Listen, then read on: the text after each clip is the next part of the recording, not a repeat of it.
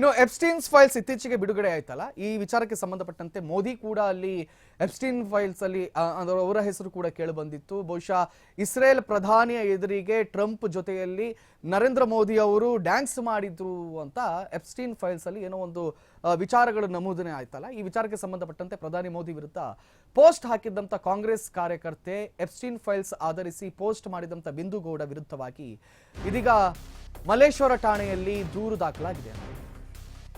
ಪ್ರಧಾನಿ ಮೋದಿ ವಿರುದ್ಧ ಪೋಸ್ಟ್ ಹಾಕಿದ್ದಂತ ಕಾಂಗ್ರೆಸ್ ಕಾರ್ಯಕರ್ತೆ ಬಿಂದು ಗೌಡ ವಿರುದ್ಧ ದೂರು ದಾಖಲಾಗಿದೆ. ಎಲ್ಲಿ? ಮಲ್ಲೇಶ್ವರ ಠಾಣೆಯಲ್ಲಿ. ಯುವ ಕಾಂಗ್ರೆಸ್ ಪ್ರಧಾನ ಕಾರ್ಯದರ್ಶಿ ಬಿಂದು ಗೌಡ ಆಕೆ ವಿರುದ್ಧ ಇದೀಗ ಪೋಸ್ಟ್ ವಿಚಾರ ಕುರಿತಾಗಿ ದೂರು ದಾಖಲಾಗಿದೆ.